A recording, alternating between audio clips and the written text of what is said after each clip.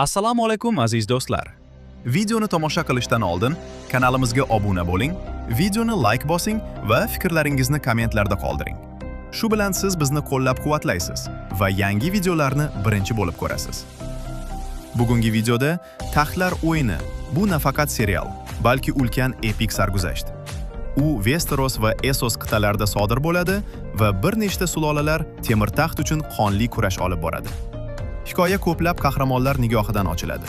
Ularning siyosiy intrigalari, do'stlari va dushmanlari, sodiqlik va xiyonatlari orqali voqealar rivojlanadi. Markaziy sulolalardan biri Starklar uyi.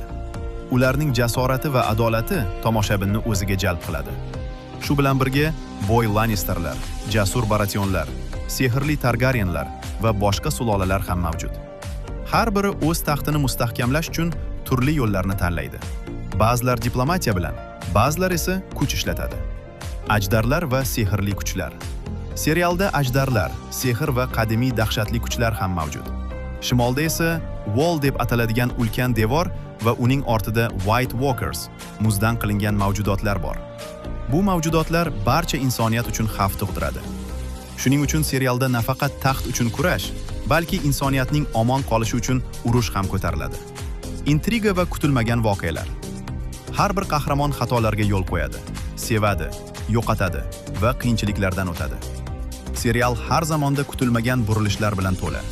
Do'stlar dushman bo'lishi, hukmdorlar chizig'i birdan o'zgarishi mumkin. Shu sababli har bir voqea tomoshabinga katta ta'sir ko'rsatadi. Eslatma: to'liq videoni faqat Telegram kanalimizda tomosha qilishingiz mumkin.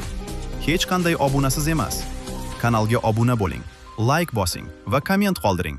Shunda siz yangi epik videolarni birinchi bo'lib ko'rasiz.